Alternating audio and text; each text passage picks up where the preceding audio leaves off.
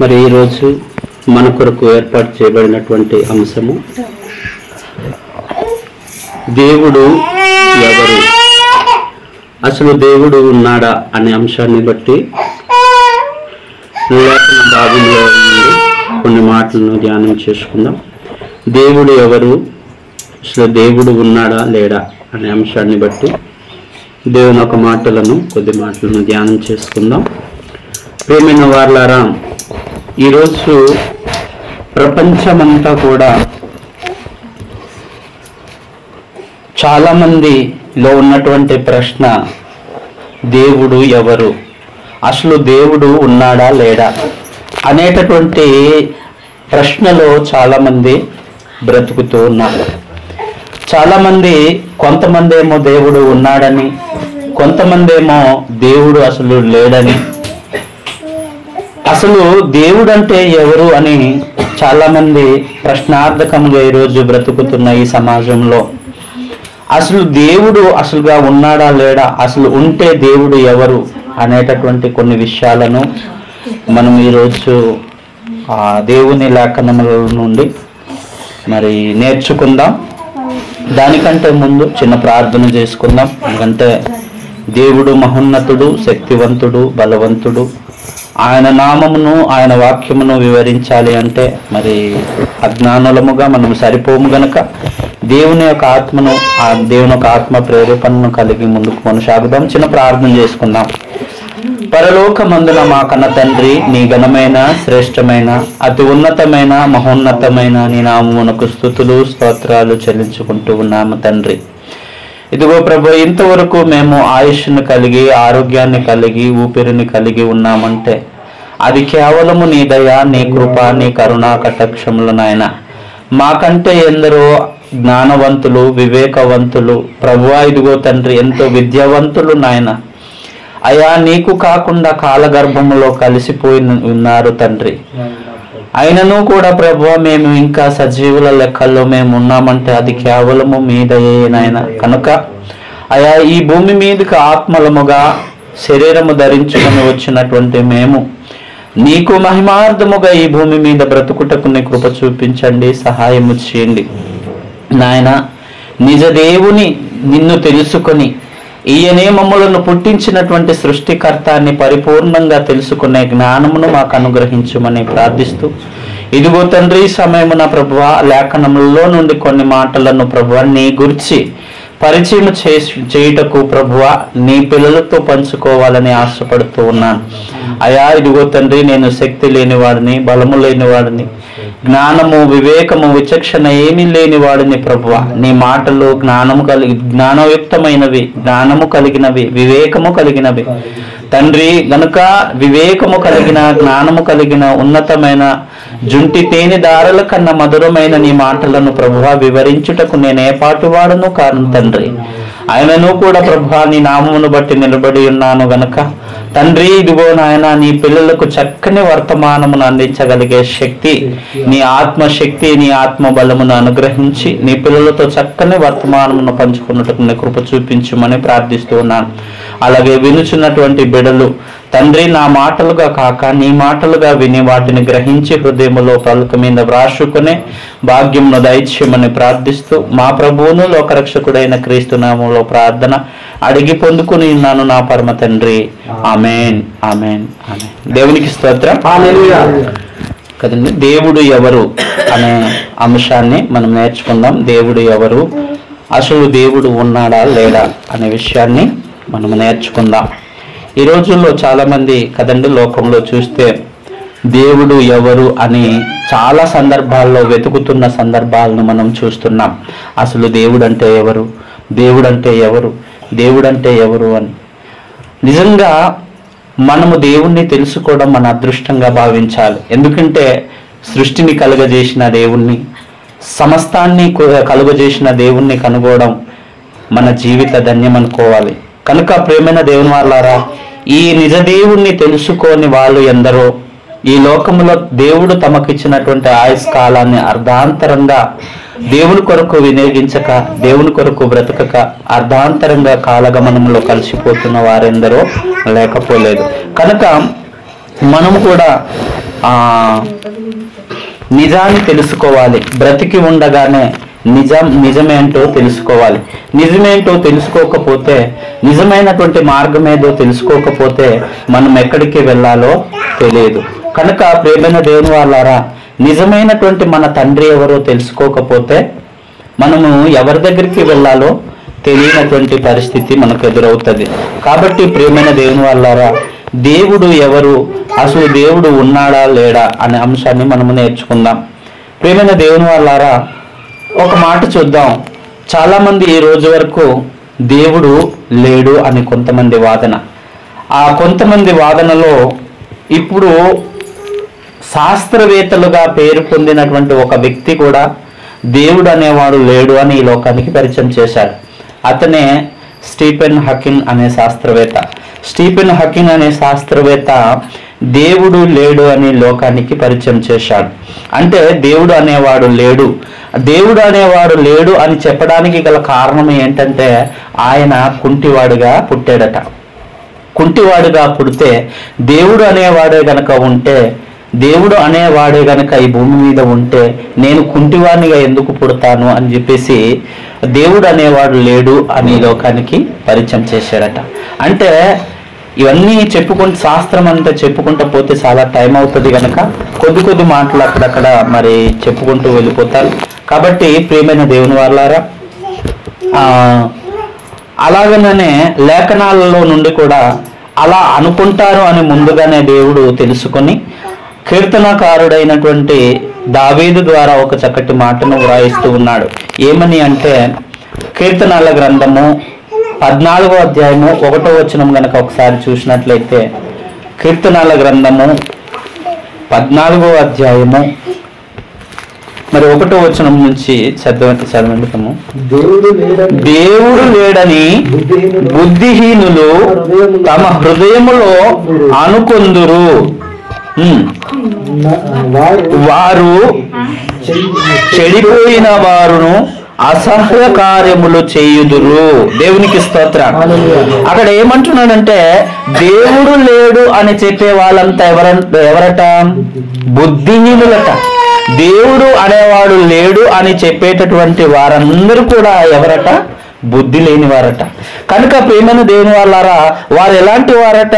బుద్ధి లేని వారును, వారు చెడిపోయిన వారట. చెడిపోయి అసహ్య కార్యములు చేసే వారందరూ కూడా దేవుడు లేడు అంటారు. మరి దేవుడు లేడు అంటే దేవుడే లేకపోతే ఈ సృష్టి ఎలా వస్తుంది కదా? దేవుడే లేకపోతే ఈ ప్రకృతి ఎలా ఏర్పడుతుంది? ఈ ప్రకృతిలోని అనేకమైనటువంటి జీవరాశులు ఎలా వచ్చాయి అని ఆలోచన చేస్తే, ప్రియమైన దేవుని వాళ్ళారా, తనంతట తానే ఏది కూడా ఈ భూమి మీదకి రాదు. తనంతట తానే ఈ భూమి మీదకి ఏది పుట్టదు కదా. అంటే ఒక ఇల్లు నిర్మింపబడాలి అంటే దాన్ని నిర్మించిన నిర్మాణకుడు ఎవరో ఒకడు ఉంటాడు. ఒక బైకు ఉందంటే ఆ బైకును సృష్టించినటువంటి సృష్టికర్త ఎవరో ఒకడు ఉంటాడు. ఇప్పుడు ఇంత చక్కగా ఈ చర్చి లేపబడ్డానికి గల కారణం ఎవరు? ఈ చర్చి తనంతట తానే వచ్చింది అంటే మరి అది అజ్ఞానం కాదా? కదండి. అంటే ఈ చర్చి నిర్మింపబడడానికి దీనిలో ఉన్న కష్టం, ఎవరో ఒకరి కష్టం ఇక్కడ ఉంది, ఎవరో ఒకరి పని ఇక్కడ ఉంది. దానివల్ల ఈ యొక్క చర్చి అనేది కలిగింది. అంటే దానంతట దానే కలిగింది అనుకోవడం విడ్డూరకరమైన విషయం. కాబట్టి ప్రియమైన దేవుని వాళ్ళారా, ఇలా మానవులు ఏం చేసుకుంటూ ఉన్నారంటే తన సొంత ఆలోచనలను పెట్టుకొని ఏం చేస్తున్నారంటే తనను కన్న తండ్రి అయినటువంటి దేవుడిని పక్కన నెట్టేసి దేవుడు అనేవాడు లేడు అంటే దేవుడు అనేవాడు లేడు అని చెప్పి శాస్త్రం ఏం చెప్పిందంటే ఈ ప్రకృతి కూడా తనంతట తానే పుట్టుకు వచ్చింది అని చెప్పారు. తనంతట తానే బిగ్ బ్యాంగ్ అనే మహాప్రేలుడు శబ్దం వలన సృష్టి ఆవిర్భావము కలిగింది అని చెప్పేసి శాస్త్రం చెప్పింది. బిగ్ బ్యాంగ్ అనే ప్రేలుడు శబ్దం అంటే బిగ్ అనగా పెద్దది, బ్యాంగ్ అనగా శబ్దము. అంటే బిగ్ బ్యాంగ్ అనే విస్ఫోటనము అనేది జరిగింది మహాప్రేలుడు శబ్దము జరిగింది, ఆ ప్రేలుడు శబ్దం వలన సృష్టి ఆవిర్భావము కలిగింది అని చెప్పారు. మరి నిజానికి ఎక్కడైనా ఒక బాంబు పేలిందంటే అక్కడ ఉన్నది పాడవుతుంది తప్ప లేనిది పుట్టదు కదా. ఆలోచించండి. ఒక శాస్త్రము చెప్పినట్టుగా బిగ్ బ్యాంగ్ అనే మహాప్రేలుడు శబ్దం వలనే గనక సృష్టి ఆవిర్భావము జరిగి ఉంటే, ఏదైనా ఉన్నదాన్ని ఒక బాంబు అనేది పేలితే, లేదంటే ఒక ప్రేలుడు శబ్దం అక్కడ సంభవిస్తే అక్కడ ఉన్నది పాడవుతుంది తప్ప లేనిది పుట్టదు. మరి ఈ ప్రేలుడు శబ్దం ఏంటో కూడా మనిషి ఆలోచించలేనటువంటి పరిస్థితికి ఈరోజు వచ్చారు. కనుక ప్రేమైన దేవుని వాళ్ళారా, నిజంగా ఈ సృష్టిలో దేవుడు అనేవాడే లేకపోతే, సృష్టిలో దేవుని యొక్క శక్తి గనక లేకపోతే, ఈ భూమండలము బైకు చూడండి, ఈ భూమండలం అట గంటకు 1,11,600 కిలోమీటర్ల వేగంతో తిరుగుతుందట ఈ భూమండలం. సూర్యుని చుట్టూ భూమి తిరగడానికి ఎంతట? గంటకు 1,11,600 కిలోమీటర్ల వేగంతో తిరుగుతుందంట. బైకు వేగం ఎంతండి? బైకు వేగం మహా అయితే 100 కిలోమీటర్లు, గంటకి 100 కిలోమీటర్లు వేగంతో పరిగెడుతుందేమో. ట్రైను మహా అయితే సుమారుగా గంటకి 200 నుంచి 300 కిలోమీటర్లు వేగంతో పరిగెడుతుందేమో. అదే ఆకాశము నుండి పైన ఎగిరేటటువంటి విమానము గంటకు 4 నుంచి 500 కిలోమీటర్లు వేగంతో పరిగెడుతుందేమో. మరి ఈ భూమండలము ఇంత వేగంగా తిరగడానికి గల కారణం ఎవరు కదా? ఒక బైకు నడిపింపబడాలి అంటే బైకుకి డ్రైవర్ ఉండాలి. ఒక బస్సు నడిపింపబడాలి అంటే ఆ బస్సుకి డ్రైవరు ఉండాలి. ఒక విమానము నడిపింపబడుతుంది అంటే ఆ విమానము నడిపించడానికి అక్కడ ఒక పైలట్ ఉండాలి. మరి ఈ భూమండలము నడిపింపబడాలి అంటే భూమి కంటే మరి భూమి సూర్యుని చుట్టూ తిరగడానికి 1,11,600 కిలోమీటర్ల వేగంతో ఈ భూమండలము తిరుగుతుందంటే మరి తిప్పుతున్నటువంటి శక్తి ఎవరనుకోవాలి కదా? కనుక ప్రేమైన దేవుని వాళ్ళారా, ఈరోజు మనిషి దేవుడు లేడు అనేవారు కొంతమంది అయితే, దేవుడు ఉన్నాడు అనేవారు కొంతమంది. ఈ దేవుడు లేడు అనే వారికి ఇది ఒక గుణపాఠం కావాలి. కనుక ప్రేమైన దేవుని వాళ్ళారా, ఈరోజు దేవుడు లేడు అనేటటువంటి వారికి బైక్ అనేది తనంతట తానే నడవదు, విమానము తనంతట తానే నడవదు, బస్సు తనంతట తానే నడవదు. దాన్ని నడిపించడానికి డ్రైవరు, పైలట్ కంపల్సరిగా ఉండాలి. ఈ భూమండలాన్ని కూడా మరి నడిపించడానికి కనిపించని అదృశ్య శక్తి అయిన మహాశక్తి అయినటువంటి ఆత్మయి ఉన్నటువంటి దేవుడే దీనికి నడిపిస్తున్నటువంటి మరి డ్రైవర్ కదండి. ఇంత చక్కగా క్రమబద్ధంగా నడిపించడానికి గల శక్తి ఏంటంటే దేవుని శక్తి. కనుక ప్రేమైన దేవుని వాళ్ళారా, చాలా మంది ఈ రోజు వరకు దేవుడు లేడు అనుకుని అబద్ధపు ముసుగులో, అబద్ధపు ఆలోచనల్లో పడిపోయి ఈ రోజు వరకు బ్రతుకుతున్నటువంటి సందర్భాలు మనము ఎన్నో చూస్తూ ఉంటాం కదండి. కనుక ప్రేమైన దేవుని వాళ్ళారా, ఇంకో మాట చూద్దాం. ఇంకో మాట, దేవుడు ఉన్నాడు అనుకునే వారి ఆలోచనలు ఇప్పుడు చూద్దాం. దేవుడు ఉన్నాడు అనుకునే వారి ఆలోచనలు ఇప్పుడు ఎలా ఉన్నాయంటే, దేవుడు ఉన్నాడు అని తెలుసుకున్నారు కానీ నిజమైనటువంటి దేవుడు ఎవరో తెలుసుకున్నాక ఏం చేశారు?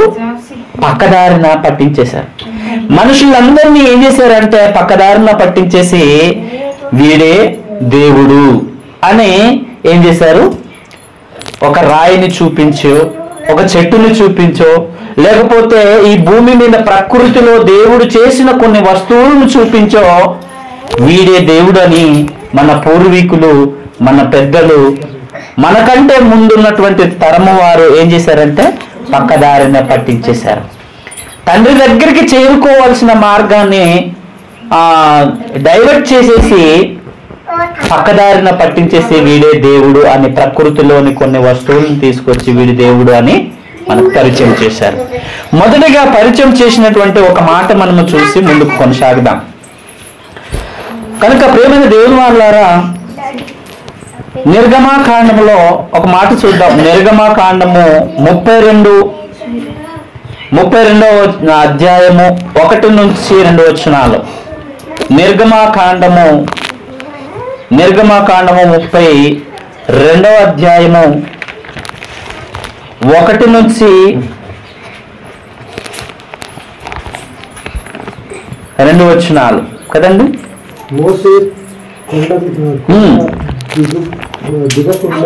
తడువు చేయుట ప్రజలు చూచినప్పుడు ఆ ప్రజలు అహరోను వద్దకు కూడి వచ్చి, లెమ్ము, మా ముందర నడుచుటకు ఒక దేవతను మా కొరకు చేయుము, ఐగుప్తులో నుండి మమ్మను రప్పించిన ఆ మోసే అనువాడు ఏమాయనో మాకు తెలియదని అతనితో చెప్పిరి.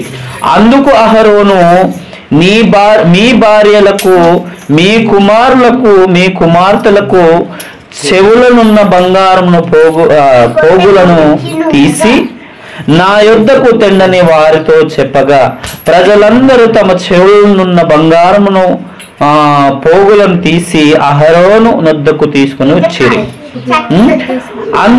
అతడు వారి యొద్ద వాటిని తీసుకొని పొగరతో రూపమును ఏర్పరిచి దానిని పోత పోసిన దూడగా చేసెను. అప్పుడు వారు, ఓ ఇశ్రాయేలు, ఐగుప్తు దేశములో నుండి నిన్ను రప్పించిన నీ దేవుడు ఇదే అనిరి. అప్పటిదాకా ఇశ్రాయేలు ఐగుప్తు దేశంలో ఉన్నప్పుడు బయలుదేవతలను పూజించేవారు. బయలుదేవతలను పూజిస్తూ వాళ్ళే దేవుళ్ళని ఆరాధించేవారు. ఇక్కడ ఇశ్రాయేలీయులకు అప్పటి వరకు దేవుడు అంటే ఎవరో తెలియదు. అయినా కూడా ఏం చేస్తూ ఉన్నారు, ఇక్కడ ఒక దేవతను తయారు చేసుకుంటున్నారు. దేవతను తయారు చేసుకుని ఏం చేస్తూ ఉన్నారు, వీడే దేవుడు అని చెప్పి ఈ లోకానికి పరిచయం చేస్తున్న సందర్భాన్ని మనము చూస్తూ ఉన్నాం కదండి. అంటే ఈ లోకానికి మనకు పరిచయం చేస్తున్నటువంటి సందర్భాన్ని చూస్తూ ఉన్నాం. అది ఏంటిది? బంగారముతో పోత పోసిన ఒక దూడపిల్ల విగ్రహం. ఒక దూడపిల్ల విగ్రహాన్ని తీసుకొచ్చి వీడే దేవుడు అని ఏం చేశారు, లోకానికి పరిచయం చేస్తున్నారు. అసలు దేవుడు అంటే మనిషి చేత చెయ్యబడిన వాడా, మనిషిని చేసిన వాడా? ఆలోచన చేయాలి. దేవుడు అంటే మనిషి చేత చేయబడిన వాడా, లేకపోతే మనిషిని, ఈ ప్రకృతిని కలుగజేసిన వాడా దేవుడు? ప్రియమైన దేవుని వాళ్ళారా, చిన్నతనంలో నాకు కూడా ఇలాగే చూపించారండి. నాకు కూడా నా పితరులు ఏం నేర్పించారంటే, చిన్నతనంలో కింద కుడుముల్లో ఒక ఏముండేదంటే, దాన్ని ఏమంటారు, మనం పూజలు చేస్తూ ఇచ్చేస్తాం కదా, శంకుదేవుడు. శంకుదేవుడు అని ఏం చేసేవారంటే, ఒక 2 పక్కలు 2 రాళ్ళు ఇలా నిలబెట్టి మీద నుంచి ఒక కప్పుగా ఒక రాయిని, పలసటి రాయిని కూర్చోబెట్టి కిందన ఒక రాయి ఉండేది, చిన్న రాయి ఉండేదనమాట. ఆ రాయిని అక్కడ లోపల పెట్టి ఇతనే శంకుదేవుడు అని చూపించారు. దేవునికి స్తోత్రం. అంటే దేవుడు అని చూపించారు. చూపిస్తే ప్రతిరోజు దేవుడు నిజమే కదా, దేవుడు అంటే ఆనందం, దేవుడు అంటే సంతోషం. అక్కడ డప్పులు కొడుతూ ఆనందాలతో ఇంకా సంతోషాలు, సంబరాలు, ఇంకా మళ్ళీ ఏమండి డంసాలు, ఆనందం, సంతోషం. అక్కడ అనేక రోజులు అలా చేసుకుంటూ నా చిన్నతనం నుండి అలా మెదులుతూ ఉండేది నా మైండ్ లో. ఏమని అంటే, ఓహో దేవుడు అంటే ఇలా ఉంటాడా అని కదండి, దేవుడు అంటే ఇలా ఉంటాడా అని చెప్పి ఏం చేసేవాడిని, రోజు చూసేవాడిని. ఆ సుమారుగా 14 రోజులు ఎలాగో చేసేవారు. ఆ 14 రోజులంతా రోజు కొబ్బరికాయలు, ఊదవత్తులు, దానికి కావలసినటువంటి మాంసము, అంటే మాంసం అంటే ఏంటి, కోడి పిల్లలను తీసుకొచ్చి ప్రాణంతోనే పీక పిసికి చంపేయడం, అంటే దేవుడికి ఇస్తున్నాం అని చెప్పి ఇలా చేస్తూ ఉంటే రోజు గమనించేవాడిని. అప్పుడు మాంసము, మళ్ళీ అన్నము, ఇంత చిన్న చిన్న కప్పుదాల దగ్గర తీసుకొని వచ్చి అక్కడ పెట్టేవాళ్ళు అనమాట. పెడితే రోజు గమనించేవాడిని, దేవుడు అంటే ఇలా ఉంటాడా అని చెప్పేసి రోజు గమనించేవాడిని. గమనిస్తే నిజంగా దేవుడు అంటే పెట్టిన అన్నం పెట్టినట్టుగానే ఉంది. కోసిన కోడి పిల్లనేమో ఆ దేవుడి పేరిట వాళ్ళు తీసుకెళ్లి తినేస్తున్నారు. ఆ తెచ్చిన మాంసం తెచ్చినట్టుగానే ఉంటుంది. నిజంగా దేవుడు అంటే తింటాడు కదా అంటే కొన్ని రోజులు చూసిన తర్వాత ఆ పెట్టినటువంటి అన్నాన్ని కుక్కలు వచ్చి తినేసేవి. ఇలా చూస్తూ ఉంటే నిజంగా దేవుడు అంటే తింటాడు కదా అని రోజు చూసేవాడిని, కానీ ఎప్పుడు అది తిన్నట్టు కానీ ఏం చేసినట్టు కానీ కనిపించేది కాదనమాట. కనుక ప్రేమైన దేవుని వాళ్ళారా, ఇలా మనుషులు ఏం చేశారంటే దేవుణ్ణి పక్కదారిన పట్టించేశారండి. దేవుణ్ణి ఏం చేశారు, పక్కదారిన పట్టించేసి మనిషి సృష్టించినటువంటి వస్తువులను తీసుకొచ్చి మనిషి సృష్టించినటువంటి ఆ సృష్టిని మనిషి కలగజేసిందంటే మనిషి కలగజేసింది కాదండి, అందులో దేవుడు కలగజేసిన కొన్ని పదార్థాలను తీసుకొచ్చి వీడే దేవుడు అని లోకానికి పరిచయం చేశారు. పరిచయం చేసి నిజంగా దేవుడు అంటే ఎవరో తెలియకుండా మనల్ని ఏం చేసేస్తారంటే ఇప్పటి వరకు కూడా చాలా మంది దేవుడు అంటే ఎవరో తెలియని జనం ఉన్నారు కదండి. దేవుడు అంటే ఎవరో తెలియనటువంటి జనం ఇప్పటి వరకు ఉన్నారు. నిజంగా దేవుడు అంటే సృష్టింపబడినదా, సృష్టిని చేసిన వాడు దేవుడా కదండి? ఆలోచించండి. అంటే సృష్టింపబడినది దేవుడు కాకూడదు, దేవుడు సృష్టింపబడినది దేవుడు కాకూడదు, సృష్టిని చేసిన వాడే దేవుడై ఉండాలి. సృష్టిని చేసిన వాడే, ఈ ప్రకృతిని చేసిన వాడే దేవుడై ఉండాలి తప్ప సృష్టింపబడిన వస్తువులు దేవుడు కాకూడదు. అందుకనే ఒక మాటలో అంటాడు, ఎక్కడ అంటే సృష్టింపబడిన వస్తువులు దేవునిగా ఉండకూడదని అదే నిర్గమాకాండంలో ఒక మాట అంటుంటాడు. ఏమని అంటే చూడండి ప్రియమైన దేవుని వాళ్ళారా, నిర్గమాకాండము 20వ అధ్యాయము 21 నుంచి 4 వచనాలు.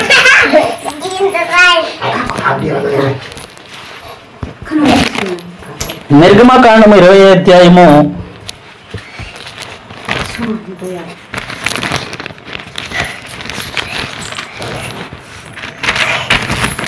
20వ అధ్యాయము 1 నుంచి మరి చదువుకున్నాం. 1 నుంచి 4 వచనాలు చూడండి. దేవుడు ఈ ఆజ్ఞలన్నీ వివరించి చెప్పెను, నీ దేవుడైన యెహోవాను నేనే దాసుల గృహమైన ఐగుప్తు దేశములో నుండి నిన్ను వెలుపలికి రప్పించి తిని, నేను తప్ప వేరొక దేవుడు నీకు ఉండకూడదు. పైన ఆకాశమందే గాని క్రింద భూమి అందునే గాని భూమి క్రింద నీల యందనే గాని ఉండు దేని రూపమునైనను విగ్రహమునైనను నీవు చేసుకొనకూడదు, వాటికి సాగిలపడకూడదు, వాటిని పూజింపకూడదు అన్నాడు. అయితే మనుషులు ఏం చేశారు, దేవుడు ఏం చెప్పాడు, దేవుడు చెప్పిన దాన్ని మర్చిపోయి, దేవుడు చెప్పినటువంటి ఆజ్ఞను మర్చిపోయి ఇశ్రాయేలీయులు ఏం చేసుకున్నారు అంటే ఒక బంగారు ప్రతిమను చేసుకుని వీడే దేవుడని లోకానికి పరిచయం చేస్తే అదే మాటలను పట్టుకొని ఇప్పటి వరకు వేలాడు ఉన్నటువంటి జనాలు లేకపోనే లేదండి. కనుక ప్రియమైన దేవుని వాళ్ళారా, దేవుడు అంటున్నాడు, నేను తప్ప వేరొక దేవుడు ఉండకూడదు. అది ఏ రూపంలో ఉండకూడదు అన్నాడు, పైన ఆకాశమందే గాని భూమి క్రింద నీల యందనే గాని క్రింద భూమి అందే గాని భూమి క్రింద నీల యందనే గాని దేని రూపములనైన విగ్రహములను నీవు చేసుకొనకూడదు, వాటికి సాగిలపడకూడదు అన్నాడు. కానీ ఇన్ని చెప్పినా కూడా, దేవుడు ఇన్ని చెప్పినా కూడా లేదు దేవుడు అంటే మనం చేసుకున్నవాడే దేవుడు, సృష్టిలో ఉన్నటువంటి వస్తువులే దేవుళ్ళు అన్నారు. అందుకనే ఆకాశంలో చూసి ఏమన్నారు? ఆకాశంలో సూర్యుని చూసి ఏమని పిలుస్తారు? సూర్య భగవానుడు. ఏమని పిలుస్తారు?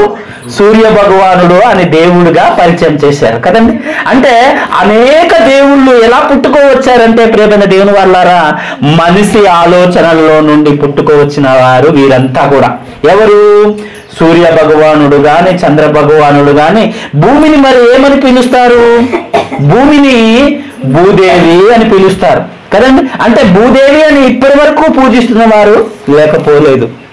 కనుక చూడండి, సూర్యుడినేమో సూర్య భగవానుడు అనే రోజు ఏం చేస్తూ ఉంటారు? పూజిస్తూ ఉంటారు. చంద్రుడిని చంద్ర భగవానుడని, లేకపోతే అనేక రకరకాల పేర్లతో ఈరోజు దేవుళ్ళు పుట్టుకోవచ్చేసారు. కనుక పుట్టుకో రావడానికి గల కారణం ఏంటంటే ఎవరో ఒకరి ఆలోచనల నుండి వీరంతా కూడా పుట్టుకోవచ్చిన వారు. కానీ ప్రియమైన దేవుని వాళ్ళారా, సృష్టింపబడిన వస్తువులు దేవుడు కాకూడదు. సృష్టింపబడిన వస్తువులు దేవుడు కాకూడదు. చూడండి, ఒక ఉదాహరణ చెప్తాను. కుమ్మరి గొప్పవాడా, కుండ గొప్పదా అని ఆలోచిస్తే కదండి, కుండ గొప్పదా కుమ్మరివాడు గొప్పవాడా అని ఆలోచిస్తే ప్రియమైన దేవుని వాళ్ళారా ఆలోచన చేయండి. కుండ కంటే కూడా కుమ్మరివాడే గొప్పవాడు. ఎందుకు? ఆ కుండను కుమ్మరివాడు చేస్తే పుట్టింది, అవునా కదా? కానీ కుండ ముందు పుట్టలేదు, కుమ్మరివాడు చేస్తే గాని పుట్టలేదు.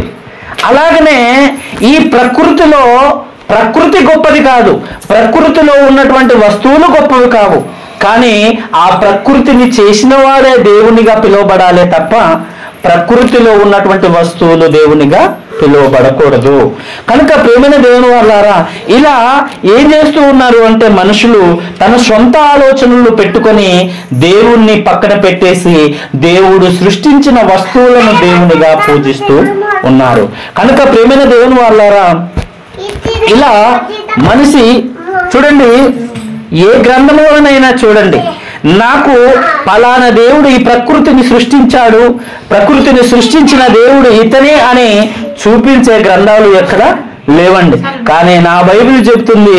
చూడండి ప్రియమైన దేవుని వాళ్ళారా, ఒక మాట చూద్దాం. హెబ్రీ పత్రిక 11వ అధ్యాయము 3వ వచనంలో ఒక చక్కటి మాట మనకు వివరిస్తూ ఉన్నాడు. కనుక ప్రియమైన దేవుని వాళ్ళారా, ఆ సందర్భాన్ని చూద్దాం. ఆ సందర్భాన్ని చూసి ముందుకు కొనసాగుదాం. హెబ్రీయులకు రాసిన పత్రిక, హెబ్రీ పత్రిక 11వ అధ్యాయము 3వ వచనము.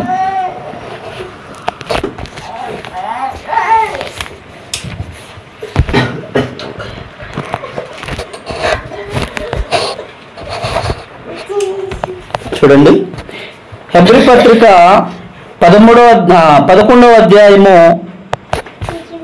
3వ వచనము ఒకసారి చదువుతాను. ప్రపంచములు దేవుని వాక్యము వలన నిర్మాణములై ఉన్నవి, అందును బట్టి దృశ్యమైనది కనబడేది పదార్థములు చేయ నిర్మింపబడలేదని విశ్వాసము చేత గ్రహించుచున్నాము. దేవునికి స్తోత్రం. ఏం చేయబడ్డాయి? ఎవరి వలన కలిగాయి ఈ ప్రపంచములు అంటే ప్రియమైన దేవుని వాళ్ళారా, దేవుని వాక్యము వలన. దేవుని వాక్యము వలన ఏం చేయబడ్డాయి? ఈ ప్రపంచములు కలిగాయి. అంటే మరి శాస్త్రం ఏమని చెప్తుంది అంటే బిగ్ బ్యాంగ్ అనే ప్రేలుడు శబ్దము వలన సృష్టి ఆవిర్భావము కలిగింది అని మరి శాస్త్రము చెప్తుంది. బైబిల్ మనకు ఏం చెప్తుంది అంటే లేదు, దాన్ని సృష్టించినటువంటి సృష్టికర్త ఒకరు ఉన్నారు, ఆ సృష్టికర్త యొక్క మాటల ద్వారానే ఈ సృష్టి ఆవిర్భావం కలిగింది అని చెప్తున్నారు. నిజంగా ఎవరి మాటలు నమ్మాలి? బైబిల్ మాటలను నమ్మాలా? శాస్త్రం చెప్పినటువంటి శాస్త్రం మాటలను నమ్మాలా? ఏం నమ్మాలి?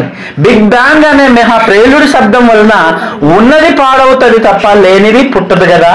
మరి ఆ యొక్క శబ్దం ఏంటో కూడా ఒకసారి ఆలోచన చేద్దాం. ఆ శబ్దం ఏంటో కూడా ఒకసారి చూసి ముందుకు కొనసాగుదాం. ప్రియమైన దేవుని వారలారా, యోహాను రాసిన సువార్త, యోహాను సువార్త 1వ అధ్యాయము శాస్త్రం చెప్పినటువంటి ఆ ప్రేలుడు శబ్దం ఏంటో ఒకసారి గమనించుకుందాం. శాస్త్రము చెప్పినట్టుగా ఆ ప్రేలుడు మహాశబ్దం ఏంటో, ఆ యొక్క శబ్దం ఏంటో ఒకసారి చూసి ముందుకు కొనసాగుదాం. యందు వాక్యముండెను. వాక్యం అనగా ఏంటి? మాట కదా. ఈ మాట ఎవరిది అంటే సృష్టిని కలుగజేసిన దేవునిది. ఈ సృష్టిని కలుగజేసినటువంటి సృష్టికర్త అయినటువంటి దేవుని వాక్కు ఇది. ఈ వాక్కు ద్వారానే ఏం కలిగాయని నేర్చుకున్నాము?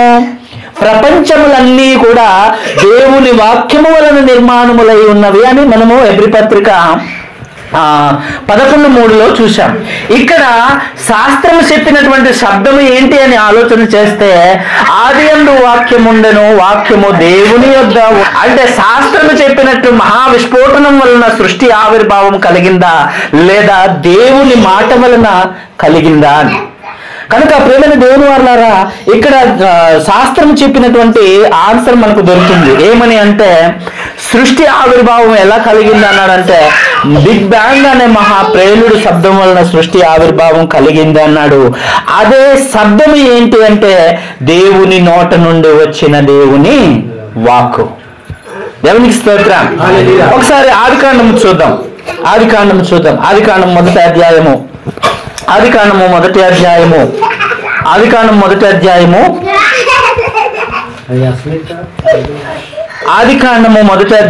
1వ వచనం నుంచి.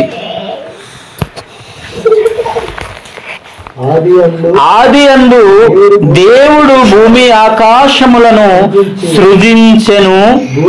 భూమి నిరాకారముగాను శూన్యముగాను ఉండెను. చీకటి అగాధ జలములపై కమ్మి ఉండెను.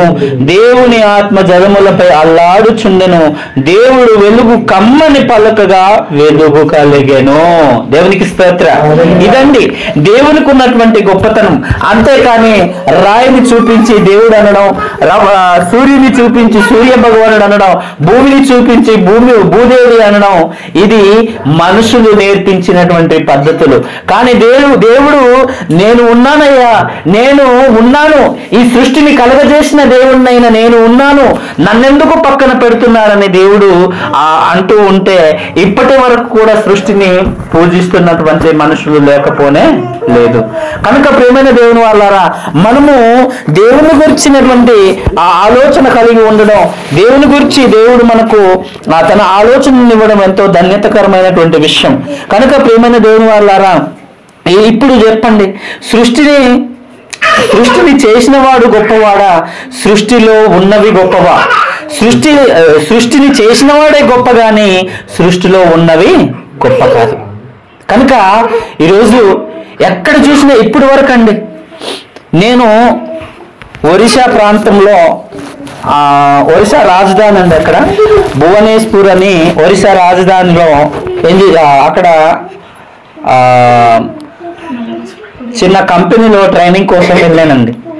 ట్రైనింగ్ కోసం వెళ్తే అక్కడ రోజు ఒక కంపెనీ లాంటిది ఉందన్నమాట. పక్కన మేము నడిచి వెళ్ళే దారి పక్కనే ఒక షెడ్ టైప్ ఉండేదన్నమాట.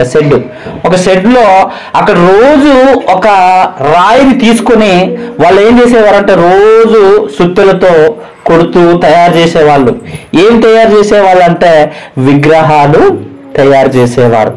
దాన్ని ఇప్పటి వరకు కూడా మనుషులు, అంటే అజ్ఞానులు అనుకోవాలా జ్ఞానులు అనుకోవాలా తెలియట్లేదు, ఇప్పటి వరకు కూడా ఏం చేస్తారు అంటే పోసి తాను చెక్కినటువంటి దేవుణ్ణి నిలబెట్టుకుని ఇప్పటి వరకు కూడా దేవుడు అని పూజిస్తున్నవారు లేకపోలేదండి. కానీ మనకు ఒక చక్కటి జ్ఞానాన్ని ఇచ్చాడు దేవుడు కదా. ఎందుకు? ఈ బ్రతుకు కాలంలో నా గురించి తెలుసుకో, నా గురించి తెలుసుకుని నేనున్నాను నాయన, నిన్ను కన్న తండ్రిని నేనున్నాను, నీ ఆత్మీయ కన్న తండ్రిని నేనున్నాను, నన్ను గురించి పరిపూర్ణంగా తెలుసుకోమని ఆయన గురించి తెలిపేటటువంటి గ్రంథమే ఈ బైబిల్ కదండి. ఈ బైబిల్ మనకు చెప్పేదే మనం వినాలే తప్ప మనుషులు చెప్పేది మనము వినకూడదు. మనుషులు వాళ్ళంతా కూడా కల్పించి చెప్పేవాళ్ళు, మనుషులంతా కూడా కల్పించి చెప్పేవాళ్ళండి. పలానిది దేవుడు అని. ఏమండి,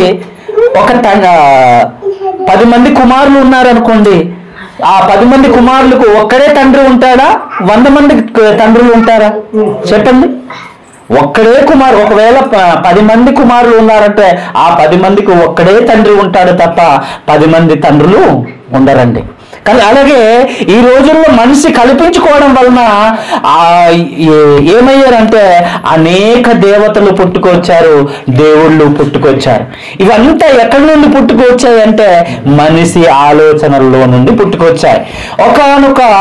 ఒక వ్యక్తి అనుకున్నాడట, నేను దేవుణ్ణిగా ఎందుకు పూజింపబడకూడదు, నేను దేవుణ్ణిగా ఎందుకు ఆరాధింపకూడదు అని చెప్పుకొని నేనే దేవుణ్ణిగా పూజింపబడాలని చెప్పి ఆయన మొదటలో దేవుణ్ణి ఆశ్రయించిన వాడే, దేవుణ్ణి ఆరాధించిన వాడే, దేవుణ్ణి గణపరిచిన వాడే.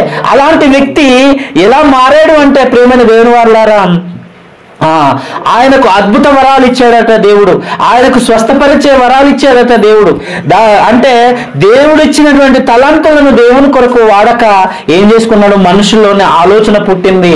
ఏమనంటే, అయ్యో నేను ఇన్ని అద్భుత కార్యాలు చేస్తున్నాను కదా, ఇంత ఆశ్చర్య కార్యాలు చేస్తున్నాను కదా, నేనే ఎందుకు దేవుడిగా పూజింపబడకూడదు అని చెప్పి ఒక దేవునిగా ఒక పేరు పెట్టుకున్నాడట, అమ్మ భగవాన్ అని కదండి. ఇప్పటి వరకు పూజిస్తున్న వారు లేరా? అమ్మ భగవాన్ని ఇప్పటి వరకు దేవుడిగా పూజిస్తున్నటువంటి వారు లేరా? ఉన్నారండి. అంటే వీళ్ళంతా ఎక్కడి నుండి పుట్టుకోవచ్చిన వారంటే మనుషుల్లో నుండి, మనిషి ఆలోచనల్లో నుండి పుట్టుకోవచ్చిన వారు.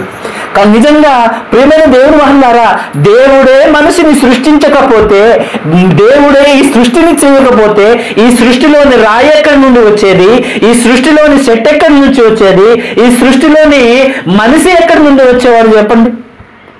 కానీ ప్రియమైన దేవుని వాళ్ళారా, ఆ సృష్టించినటువంటి సృష్టికర్తను మర్చిపోయి సృష్టిలో కొన్ని వస్తువులను తీసుకువచ్చి వీరు దేవుళ్ళు అని చెప్తున్నారు. దేవుళ్ళు అని మనల్ని పరిచయం చేస్తున్నారు. భూమిని భూదేవుడని, సూర్యుడిని సూర్య భగవానుడని, సముద్రాన్ని కూడా దేవునిగా పూజిస్తున్నారండి. ఏమంటారు, నీళ్ళని చూస్తే గంగా అంటారు. అవునా కాదా? ఇవన్నీ మనిషికి తెలిసిన విషయాలే.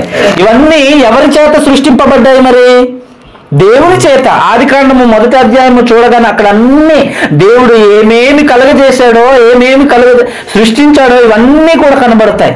కనుక ప్రియమైన దేవుని వల్ల ఇవన్నీ ఎవరి చేత సృష్టింపబడ్డాయి అంటే దేవుని చేత సృష్టింపబడ్డాయి. ఈ దేవుని చేత సృష్టించబడినటువంటి వస్తువుల్ని నేటి మానవులు ఏం చేసుకున్నారంటే దేవుళ్ళు అని పేరు పెట్టుకున్నారు. కనుక మనిషి ఆలోచనలకి దేవుని ఆలోచనలకి చాలా వ్యత్యాసం ఉందండి కదండి. కనుక దేవుని మనసును చెప్పేటటువంటి బైబిల్ని ఆధారం చేసుకుని ముందుకు వెళ్దామే తప్ప మనుషుల యొక్క మాయ మాటలకు మనము పతనమై పోకూడదు. కనుక దేవుని దగ్గరికి వెళ్ళవలసినటువంటి ఏకైక మార్గము బైబిలు.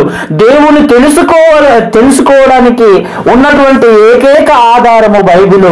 దేవుని మనసు తెలుసుకోవడానికి ఉన్నటువంటి ఏకైక ఆధారము బైబిలు. ఆ బైబిల్ని ఆధారం చేసుకొని బైబిల్లోని దేవుడు మన గురించి ఏమేమి సంగతులు వ్రాయించాడో, నన్ను గురించి తెలుసుకోమని ఏ విషయాలైతే బైబిల్లో క్రోడీకరించాడో వాటినే మనం బేసిక్ చేసుకొని వెళ్ళాలి తప్ప మనుషులు చేసిన సిద్ధాంతాల వైపు, మనుషులు చేస్తున్నటువంటి ఆచారాల వైపు మనము వెళ్ళకూడదు. కనుక ప్రియమైన దేవుని వారలారా, దేవుడు అంటే ఎవరు ఇప్పుడు చెప్పండి? దేవుడు అంటే ఎవరు అంటే సృష్టిని కలుగజేసిన వాడే, సృష్టికర్త అయినటువంటి వాడే మన దేవుడు. సృష్టిని కలుగజేసిన వాడు దేవుడు, సృష్టిలో ఉన్న వస్తువులు దేవుళ్ళు కారు. కనుక ప్రియమైన దేవుని వారలారా, ఇలాగా చూడండి, మరి ఈ దేవుని గురించి తెలుసుకోవాలి అంటే ఎవరు చెప్పాలి? ఈ దేవుని గురించి తెలుసుకోవాలి మనం. దేవుడు అంటే ఎవరు, ఆయన ఎలా ఉంటాడు, ఆయన రూపం ఏంటి, ఆయన లక్షణం ఏంటి, ఆయనకు ఉన్నటువంటి గుణగణాలు ఏంటి అని తెలుసుకోవాలంటే ఏం చేయాలి మనం? ఎక్కడికి వెళ్ళాలి? ఎవరు చెప్తారు అంటే ప్రియమైన దేవుని వాళ్ళ బైబిలే చెప్పాలి కదండి. బైబిల్ చెప్పాలి. బైబిల్లోని ఏమి వ్రాయించాడో వేటిని పరిశీలిస్తే ఆ దేవుని గురించిన సాక్ష్యాలు మనకు కనిపిస్తాయో వాటినే అడగాలి. కనుక ఒకసారి మరి బైబిల్లోని ఒక మాటను చూద్దాం. దేవుని గురించి ప్రకృతి ఏం బోధిస్తుందో చూద్దాం. ప్రకృతి మనకు బోధిస్తుందటండి. ప్రకృతి మనకు వివరిస్తుందంట. దేవుని గురించి ఒక సూచనలు చూపిస్తుందట. ఎవరు? ప్రకృతి, ఈ సృష్టి. చూడండి, అంతరిక్షములు, ఆకాశము, నింగి, నేల, నీరు, నిప్పు, గాలి, ఈ పంచభూతాలను దేవుడు సృష్టించిన ఈ పంచభూతాలను ప్రకృతి అని పిలుస్తాం కదండి. ఈ ప్రకృతిలో ఉన్నటువంటి వస్తువులు, కొన్ని వస్తువులు మనకు ఏం చేస్తున్నాయంట? దేవుని గురించి ఏదో వివరించాలని, దేవుని మనసు ఏదో చెప్పాలని అవి అనుకుంటూ ఉన్నాయంట. ఒకసారి కీర్తనకారుడైన దావీదు రాసిన కీర్తనాల గ్రంథంలో ఒకసారి చూద్దాం. కీర్తనాల గ్రంథము 19వ అధ్యాయము 1వ వచనం. కీర్తనాల గ్రంథము 19వ అధ్యాయము 1వ వచనం చూడండి ప్రియులారా. అక్కడ చక్కటి మాటను మనతో బోధిస్తూ ఉన్నాడు.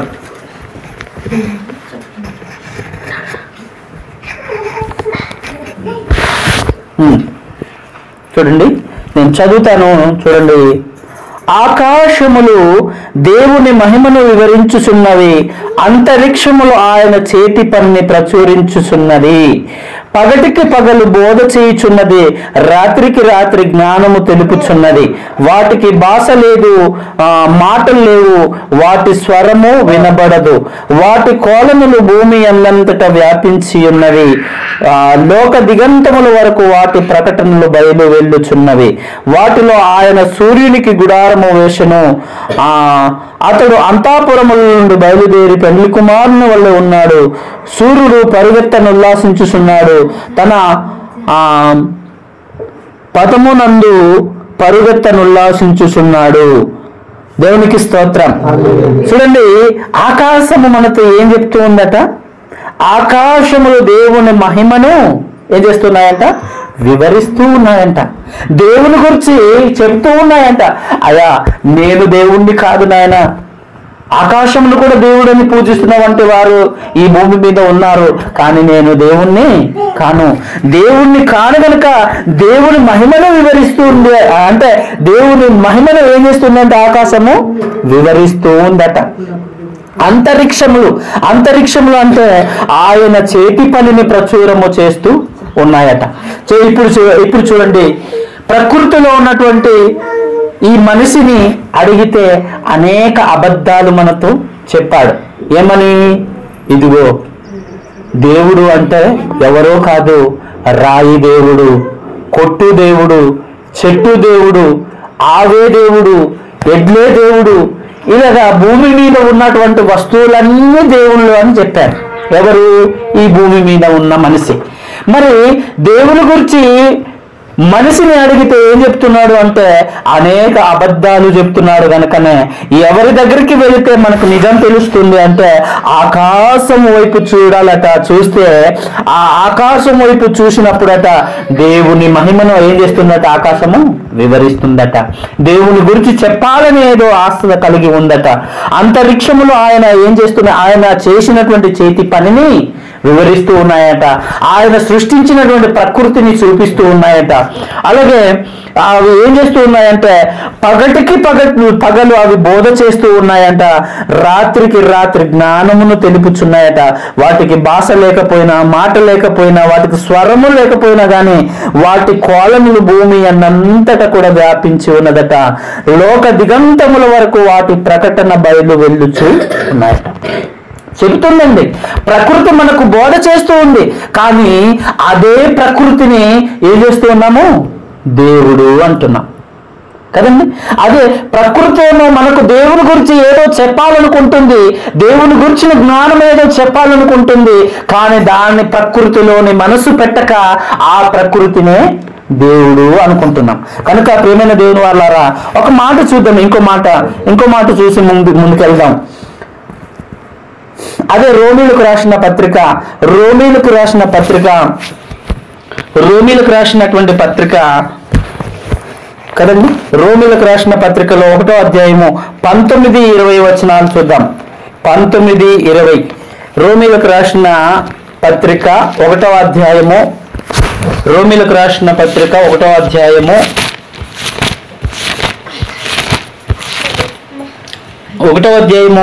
19-20 వచనాలు చూడండి. ఇక్కడ కూడా ప్రకృతి మనకు ఏదో బోధ చేస్తూ ఉంది, ఆయన గురించి ఏదో విషయం చెప్పాలనుకుంటుంది. కానీ ప్రకృతి ముందుకు వచ్చి ఏదో శాస్త్రాలను కనుగొంటున్నారే తప్ప ప్రకృతిలోనికి వచ్చి ప్రకృతిలో ఉన్నటువంటి పదార్థాలను కొన్నిటిని తీసుకొచ్చి జీవశాస్త్రం అని, రసాయనిక శాస్త్రం అని అనేకమైన శాస్త్రాలు అందులో నుంచి కనుగొంటున్నారే తప్ప దేవుణ్ణి కనుగోవాలనే గాని, దేవుడు ఎవరో తెలుసుకోవాలనే ఆలోచన గాని నేడున్నటువంటి శాస్త్రవేత్తలకు గాని, పూర్వం ఉన్నటువంటి శాస్త్రవేత్తలకు గాని ఇప్పటి వరకు కూడా మనుషులు తోచలేదండి. ఆ ప్రకృతిని ఎవడు చేశాడు, ఆ ప్రకృతిలో ఏముంది, ప్రకృతిని చేసినటువంటి వ్యక్తి ఎవరు, ఆ ప్రకృతిని చేసినటువంటి శక్తి ఏంటి అనేటటువంటి కనీస ఆలోచన లేకుండా ఈరోజు ప్రకృతిలోని అనేకమైన శాస్త్రాలు తీశారు, కానీ దేవుని గురించిన జ్ఞానము కరువైపోయిందండి. కనుక ప్రియమైన దేవుని వాళ్ళారా, ఒక్క మాట చూడండి అక్కడ 2 మాటలు తెలియజేస్తూ ఉన్నాడు. ఏమనంటే, ఎందుకనగా దేవుని గూర్చి తెలియ సౌఖ్యమైనదేదో అది వారి మధ్య విశదమై ఉన్నది. అంటే దేవుని గురించి తెలియాలి అంటే ఏం చేశాడు, అన్ని తెలియజేసేసాను అన్నాడు. దేవుడు నా గురించి తెలుసుకోవడానికి అన్ని తెలియజేసానంటే ఏం తెలియజేశాడు? తెలియజేయడం అంటే ప్రకృతిలోని పరిశీలన చేస్తే నన్ను గూర్చి అవి ఏం చేస్తాయి అన్నాడు, తెలియజేస్తాయి అన్నాడు. ప్రకృతిలోని వస్తువులు నన్ను తెలియజేస్తాయి అన్నాడు. నన్ను గూర్చి ఏమి తెలియజేస్తావట? దేవుని గూర్చి తెలియజేయాలంటే మనుషులు తెలియజేయలేరట, మనుషులు చెప్పలేరట పలానా వాడు దేవుడండి అని. కానీ మనుషులను అడిగితే ఏం చెప్తారు? ప్రకృతిలోని వస్తువులను చూపించి వీడు దేవుడు అంటారు తప్ప ప్రకృతినే అడిగితేనే చెప్తుంది. వాటికి జ్ఞానము లేకపోయినా, మాట లేకపోయినా, వాటికి స్వరము లేకపోయినా కానీ ఏం చేస్తుందట? దేవుని గురించి బోధ చేస్తూ ఉందట, దేవుని గురించి ఏదో చెప్పాలి అనుకుంటుందట. చూడండి ఒక్కసారి చూద్దాం. ఎందుకనగా దేవుని గురించి తెలియ సౌఖ్యమైనదేదో వారి మధ్య అది విశదమై ఉన్నది. అంటే విశదమై ఉన్నదంటే ఆల్రెడీ తెలియజేసి ఉన్నాను. దేవుడు అది వారికి విశదపరచను. ఆయన అదృశ్య లక్షణములు అంటే ఆయన అదృశ్య లక్షణములు అనగా ఆయన నిత్యశక్తియు దైవత్వమును జగత్తు పునాది వేయబడక జగత్తు పునాది ఉత్పత్తి మొదలుకొని సృష్టింపబడిన వస్తువులను ఆలోచించుట వలన తేటపడుచున్నవి అన్నాడు. అంటే వేటిని పరిశీలిస్తే దేవుడు కనిపిస్తాడట, వేటిని అడిగితే దేవుని గురించి చెప్తాడట అనే ఆలోచన చేస్తే ప్రకృతిలోని వస్తువులను అంటే జగత్తు ఉత్పత్తి నుండి అంటే ప్రారంభము నుండి ఉత్పత్తి చేయబడినటువంటి వస్తువులను గమనించుట వలన ఏం చేస్తాడట? దేవుడు అనేవాడు కనిపిస్తాడట. దేవుడు అనేవాడు దేవుని లక్షణం ఏంటో, దేవుని యొక్క గుణగణాలు ఏంటో, దేవుని యొక్క ఆలోచన విధానం ఏంటో ఏం చేస్తాడట? తెలియజేస్తాడట. ఒక పువ్వు అందంగా కనిపిస్తూ ఉంటది కదండి, అందంగా కనిపిస్తూ చక్కటి సువాసనను వెదజల్లుతూ ఉంటది. అక్కడ ఏముందన్నమాట? దేవుని గుణం అక్కడ దాగి ఉందంట. దేవునికి స్తోత్రం. ప్రేమైన దేవుని వల్ల అక్కడ దేవుని గుణం అక్కడ దాగి ఉందంట, దేవుని ప్రేమను అక్కడ దాగి ఉందంట. అంటే దేవునిలోని మనస్సు అక్కడ దాగి ఉందంట. దేవుడు ఇలాంటి వాడు, ఇలా ప్రేమించేవాడు, చక్కటి సువాసన కలిగినటువంటి వాడు అని తెలిపేది ఏదైనా ఉందంటే ప్రకృతిలోని ఒక పదార్థమైన పువ్వు అంట. భూమి ఏం చేస్తుంది అంటే పండే గుణాన్ని అక్కడికి ఇచ్చాడు. ఇలా నా కుమారులను సంరక్షించమన్నాడు. అలాగనే ఇప్పటి వరకు దేవుని పిల్లలైన వారిని అందరినీ సంరక్షించుకుంటూ పోషించుకుంటూ వస్తుంది. కనుక భూమిని అడిగితే దేవుని గురించినటువంటి గుణాన్ని తెలియజేస్తాడట. అలాగే ఇప్పుడు సపోజ్గా మనకు ఇక్కడ కరెంటు కనిపిస్తూ ఉంది. ఇది వైర్లో ఉన్నప్పుడు కనిపించదండి కదండి. ఆయన అదృశ్య లక్షణాలు అంటే అవే అనమాట. ఆయన అదృశ్య లక్షణాలు ఎక్కడ కనిపిస్తాయి అంటే, ఇప్పుడు కరెంటు వైర్లో ఉన్నంతసేపు ఆ పైన కనిపించేది వైర్ మాత్రమే కనిపిస్తుంది. ఇప్పుడు కరెంటు ఉంది కాబట్టి కరెంటు ఉందంటున్నాం. లేని సందర్భాల్లో కూడా ఒక వైర్ను అలా ఊరి మధ్య నుంచి వైర్ కనిపిస్తూ ఉంటుంది. ఆ వైర్లో ఆ విద్యుత్ శక్తి అనేది ఆ లోపల నుంచి వస్తున్న శక్తి కనిపించదు కదండి. ఆ కనిపించినప్పుడు అందులో కరెంటు లేదు అనుకోవడం ఎంత అవివేకమో, దేవుడు లేడు అనుకోవడం కూడా అంతే అవివేకం కదండి. అంటే ఈ దేవుడు లేడు అనే వారికి కరెంటు లేదు, ఆ వైర్లో కరెంటు లేదనుకోవడం ఎంత వివేకము, దేవుడు లేడు అనుకోవడం కూడా అంతే అవివేకము. కనుక దేవుడి గురించి ప్రకృతి మనకు ఏం బోధిస్తుంది అంటే, దేవుడు అంటే ఒక సూపర్ పవర్. దేవుడు అంటే ఒక సూపర్ పవర్, అంటే కనిపించని అదృశ్య శక్తి అయినటువంటి దేవుడు. ఆయన అదృశ్య లక్షణములు అనగా ఆయన నిత్య శక్తియు దైవత్వమును. నిత్య శక్తి ఎక్కడ ఉందట? కరెంటు ఉంది కదండి, అది కనిపిస్తుందా? కనిపించదు. గాలి ఉందండి, గాలి మనకు కనిపిస్తుందా? కనిపించదు. దేవుడు కూడా అలాంటి అదృశ్య శక్తి అయినటువంటి దేవుడేనంట కదండి. దేవుడు అంటే ఎవరో అనుకుంటారు అని, దేవుడు అంటే అదృశ్య శక్తి అయినటువంటి దేవుడు. దేవుడు అంటే రాయి కాదు, రప్ప కాదు, కొట్టు కాదు, బంగారు ప్రతిమ కాదు, అంటే ఈ భూమి మీద ఉన్నటువంటి వస్తువులు కాదు. దేవుడు అంటే ఆయన అదృశ్య శక్తి, సూపర్ పవర్. సూపర్ పవర్ అని ఎక్కడ నేర్చుకున్నాము? ఆది యందు వాక్యముండెను, వాక్యము దేవుని యొద్ద ఉండెను, ఆ వాక్యమే దేవుడై ఉండెను. ఆ వాక్యమే ప్రకృతిని కలుగజేసిన సూపర్ పవర్. ఈ ప్రకృతిని నడిపిస్తున్నటువంటి సూపర్ పవర్. అంటే ఇప్పుడు విద్యుత్ శక్తి ఎంత శక్తివంతమైనదో, ఈ ప్రకృతిని నడిపించేటటువంటి శక్తివంతమైనది ఈ ప్రకృతిని కలుగజేసినటువంటి దేవుడు కూడా దీనికంటే కూడా, ఈ కరెంటుని, ఈ విద్యుత్తుని కలుగజేసినటువంటి, ఈ నింగి నేల నీరు నిప్పుని కలుగజేసినటువంటి దేవుడు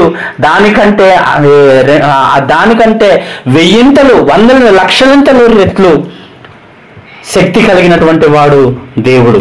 కనుక ప్రియమైన దేవుని వారలారా, దేవుణ్ణి చాలామంది ఈరోజు ఏం చేస్తూ ఉంటామంటే, ప్రియమైన దేవుని వారలారా, దేవుడు అంటే ఎవరో అనుకుంటారని, దేవుడు అంటే సూపర్ పవర్, అదృశ్య దేవుని శక్తి కదండి. కనుక ప్రియమైన దేవుని వారలారా, ఇంకో మాట చూద్దాం.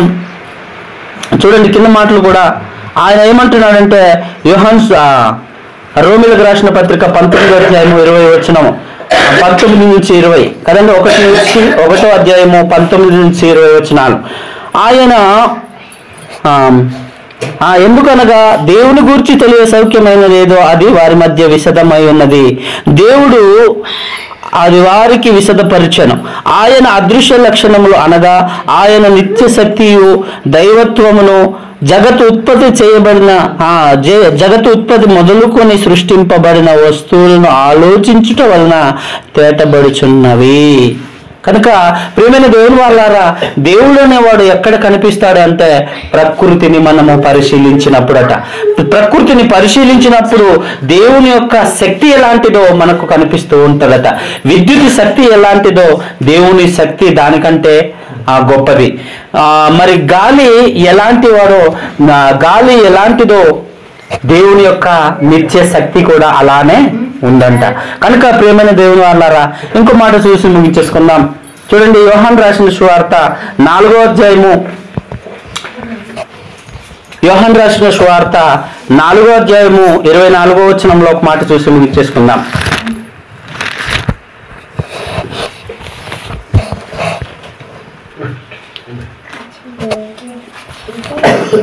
4:24 అండి. యోహాను సువార్త 4:24 అధ్యాయంలో చూడండి, అక్కడ దేవుడు ఆత్మ కనుక ఆయనను ఆరాధించువారు ఆత్మతోనూ సత్యముతోనూ ఆరాధింపవలెను అన్నాడు. అంటే మన దేవుడు ఎవరన్నమాట? ఇప్పుడు చెప్పండి. మన దేవుడు రాయి కాదు, మన దేవుడు ఒక కొట్టు కాదు, మన దేవుడు ఏదో ఒక విగ్రహము కాదు. మన దేవుడు ఎవరు? ఆత్మ. ఆత్మ. విద్యుత్ శక్తి ఎలా అయితే ఉందో దేవుని మహాశక్తి కూడా దాన్నే సూపర్ పవర్. అంటే శాస్త్రవేత్తలు కూడా దీన్ని ఒక ప్రకటనలో విడుదల చేశారు. ఏమని? ఈ సృష్టిని నడిపించేటటువంటి మహాశక్తి ఏదో ఉంది, ఈ మహాశక్తి ఏంటో ఉంది అన్నారు, కానీ ఆయన దేవుడు అనే విషయాన్ని ఈ లోకానికి పరిచయం చేయలేదు. సూపర్ పవర్, ఈ లోకానికి సూపర్ పవర్ ఏదో ఉంది.